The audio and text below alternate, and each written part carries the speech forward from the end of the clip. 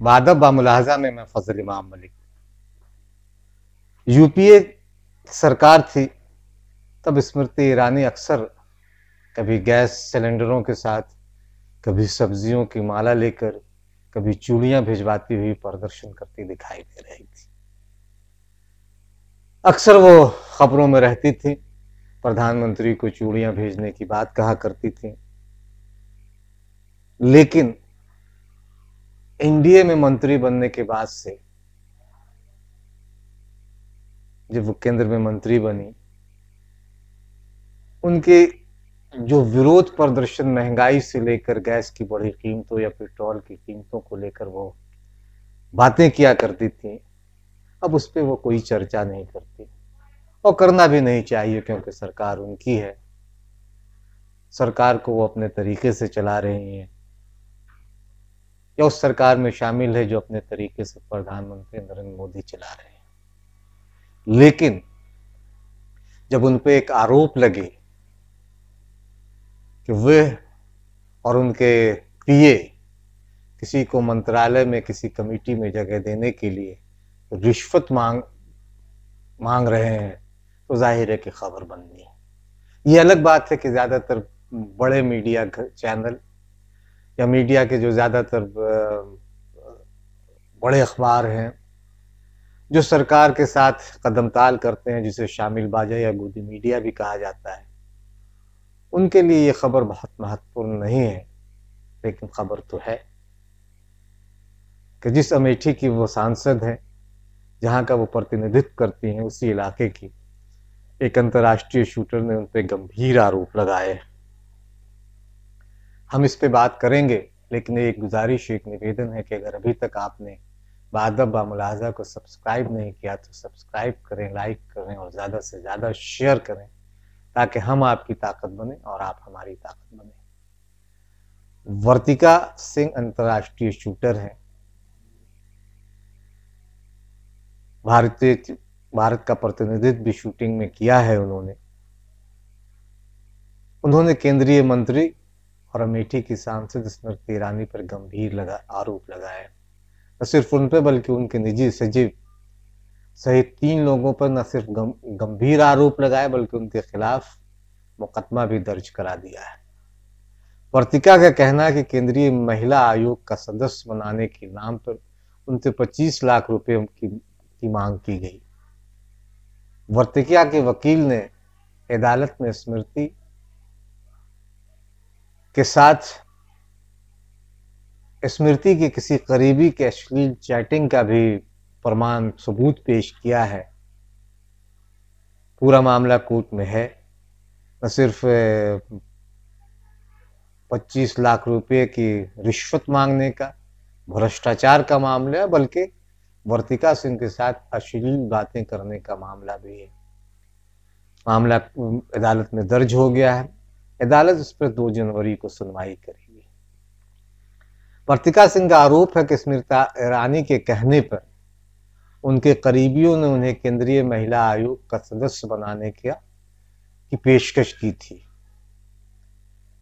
वर्तिका सिंह का बायोडाटा मांगा गया, उनके साथ उनसे उनकी जानकारी ली गई, दूसरी चीजें मुहैया कराई मांगी गई, और वर्तिका ने जब उनके अपनी सारी जानकारी, सारी डिटेल, सारी चीजें दे दी, तो फिर उनके साथ मोल भाव शुरू किया गया। वर्तिका का कहना है कि पहले बड़ी बड़ी बातें की गई और उन्हें एक तरह से गुमराह किया गया, और फिर पद देने के नाम पे कहा गया है कि यहाँ पद के लिए लोग 1-1 करोड़ रुपए तक का देते हैं, और पहले 1 करोड़ रुपया ही मांगा गया, क्योंकि वो उनके कोई सचिव हैं स्मृति ईरानी, तो उनका कहना है कि रेट जो है इस पद के लिए 1 करोड़ तय है। लेकिन फिर बाद में उनसे सिर्फ 25 लाख रुपए मांगे गए, क्योंकि वर्तिका सिंह का प्रोफाइल अच्छा है, वर्तिका सिंह के अंतर्राष्ट्रीय खेलों में उनका योगदान है, उस योगदान को देखते उनसे 25 लाख रुपए मांगे गए। वर्तिका का यह भी कहना है कि उनके स्मृति की एक करीबी ने उनसे एक सोशल बातचीत में उनके साथ अश्लील बातें भी की। दिलचस्प यह है कि करीब एक आध महीने पहले वर्तिका ने ट्विटर पर एक वीडियो जारी करके भी इसकी जानकारी दी थी। और दूसरी बड़ी दिलचस्प चीज ये है कि खुद वर्तिका पे उनके स्मृति ईरानी के निजी सचिव ने एफआईआर दर्ज करवा दिया है। वर्तिका ने ट्विटर पे गुहार लगाई थी। बादब बामुलाहजा से भी बातचीत में उन्होंने वर्तिका ने इन आरोपों को दोहराया था और कहा था, उनसे फोन पे बात हुई थी और उन्होंने कहा था कि किस तरह से उन्होंने स्मृति ईरानी से मिलने गई, उनसे मुलाकात की, लेकिन वो उनसे जिस तरह का व्यवहार किया उससे वो आहत दिखी। प्रधानमंत्री कार्यालय तक भी शिकायत की लेकिन कहीं कोई सुनवाई नहीं, तब जाके फिर वो अदालत की शरण में गई।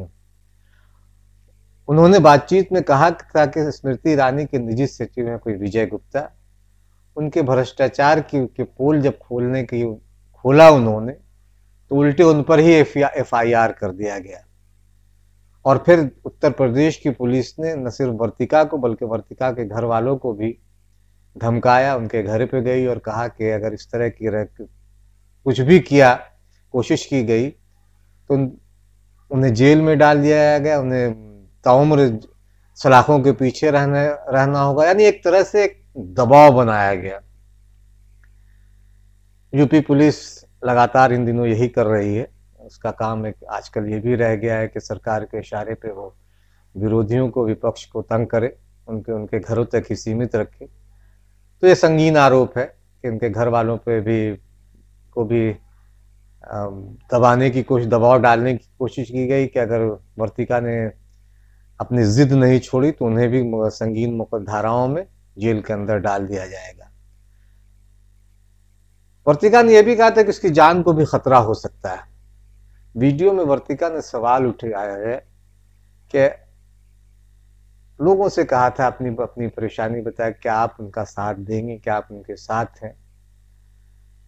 उनका कहना था कि मैं माननीय स्मृति ईरानी की खुली चुनौती देती हूँ कि वो अपने निजी सचिव विजय गुप्ता वो मेरा नार्को और लाई डिटेक्टर टेस्ट करवाएं ताकि सच दुनिया के सामने आ सके और इस भ्रष्टाचार में शामिल सभी चेहरे बेनकाब हों।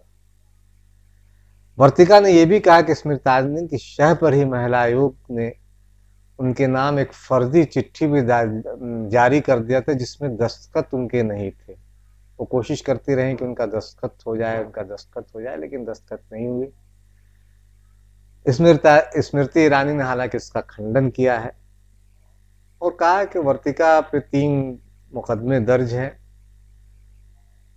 और फिर जिस तरह की एक राजनीतिक बयानबाजी होती है, सियासी बयानबाजी होती है कि वर्तिका के कंधे पर, एक तरह से उन्होंने जो बातें की कि वर्तिका के कंधे पर कांग्रेस बंदूक रखकर उन पे चला रही है, कांग्रेस को सीधे उन पे हमलावर होना चाहिए, वर्तिका के सहारे की जरूरत उसे कांग्रेस को क्यों पड़ी, ये बात स्मृति ने कही। हालांकि उनके चेहरे पे जिस तरह का एक एरोगेंस झलक रहा था जब वो पत्रकारों से बात कर रही थी और जो एक उनकी बातचीत में जो एक बॉडी लैंग्वेज था उससे एक परेशानी तो दिखी, लेकिन चूंकि सियासत में का खेल भी अलग होता है इसलिए इसे का सियासी से अपने ऊपर लगे आरोपों को भी उन्होंने सियासी आरोप ज्यादा बताया और कांग्रेस पे सीधे सीधे आरोप लगाया कि कांग्रेस इस सब के पीछे है। 3 मुकदमे वर्तिका पे हुए, पहले उससे निकलना होगा। दिलचस्प है कि वर्तिका पूरी ताकत के साथ लड़ाई लड़ने के लिए तैयार है। उन्होंने इसके शिकायत अपने स्तर पर, जैसे मैंने कहा, पीएमओ से लेकर हर उस जगह तक की जहाँ शिकायत सुनी जाती है, क्योंकि ये सरकार पिछले 5-7 सालों में बराबर इस बात की जाती रही कि भ्रष्टाचार की कोई जगह नहीं है, लेकिन शायद इस सरकार में भी भ्रष्टाचार बड़े पैमाने पर हो रहा है। पता नहीं नरेंद्र मोदी जी को पता है इसका कि नहीं, लेकिन हर मंत्रालय में भ्रष्टाचार है और बड़े पैमाने पर है। इसलिए वर्तिका की सुनवाई कहीं नहीं हुई। भ्रष्टाचार के मामले पर नरेंद्र मोदी प्रधानमंत्री हैं हमारे, वो प्रवचन देते रहते हैं और जाहिर है कि इस मामले में शिकायत उन तक भी पहुंची होगी, और अगर नहीं पहुंची है तो ये बाबुओं का कसूर है जो उनके प्रधानमंत्री कार्यालय में बैठते हैं। नहीं पहुंचाई है तो जाहिर है कि ये शिकायत अगर नहीं पहुंचाई है तो प्रधानमंत्री को उनसे पूछना चाहिए कि क्यों नहीं पहुंचाई। लेकिन चूंकि भ्रष्टाचार की आंच उनके एक मंत्री तक पहुंची है, तो उसकी जांच क्यों नहीं की जा रही है, सवाल तो बनता है और सवाल उठने भी चाहिए। आप भी ये सोचें, विचार करें कि क्या सचमुच प्रधानमंत्री बनने के बाद नरेंद्र मोदी के सरकार में भ्रष्टाचार खत्म हो गया है। आपको भी सोचना चाहिए, हम तमाम लोगों को सोचना चाहिए। और बाद में फिर एक बार अंत में बादब्बा मुलाहजा से जुड़े, इसकी हर तरह से मदद करें, क्योंकि आपकी मदद, आपका साथ बादब्बा मुलाहजा का संबल है। क्योंकि मैंने भ्रष्टाचार के लिए आवाज उठाई माननीय स्मृति ईरानी जी के निजी सचिव के खिलाफ, जिन्होंने पद के लिए मुझसे पैसे की मांग किया, और आज मेरे ऊपर एफआईआर दर्ज कर दी जाती है झूठी, और मुझसे मेरे परिवार वालों को ये दबाव डाला जाता है कि आप अपना ट्वीट डिलीट कर दीजिए, अन्यथा हम लोग आपको ड्रग्स या किसी अन्य मामले में फंसा देंगे। मुझे ऐसा लगा कि मैंने माननीय प्रधानमंत्री जी से हाथ जोड़ के निवेदन किया, माननीय स्मृति ईरानी जी के पास में गई, उनसे मुलाकात करने के बाद मैंने कहा कि मैम आप इसको संज्ञान लीजिए, मुझे लगा कि मुझे न्याय मिलेगा, लेकिन कहीं से मुझे न्याय नहीं मिला। और क्या आप लोग चाहते हैं कि मेरे साथ, मेरे परिवार वालों के साथ कुछ ऐसी अनहोनी हो? जब तक इस देश में लड़की का रेप नहीं कर दिया जाता, लड़की को जला के मार नहीं दिया जाता, तब तक कोई भी राजनीतिक दल सामने नहीं आता अपनी रोटियां सेकने के लिए। इस देश का क्या यही कानून है? हमारे देश में यही कानून है कि एक लड़की के साथ अत्याचार होता है, और जब तक कोई सामने नहीं आता, जब तक उस लड़की को जला के नहीं मार दिया जाता, जब तक उस लड़की को उसके साथ रेप नहीं कर दिया जाता है, मैं सभी देशवासियों से अपील करती हूँ कि मेरे पास सारे प्रमाण हैं, मेरे पास सारे साक्ष्य हैं, आप लोग प्लीज मेरा सपोर्ट कीजिए। मैं हाथ जोड़ती हूँ, क्योंकि मैं एक राष्ट्रपति पदक विजेता हूँ, मैं अंतर्राष्ट्रीय खिलाड़ी हूँ, और मेरा इस देश में ये हाल है तो आम लड़कियों का क्या हाल होता होगा इस देश के अंदर। मैं आप सब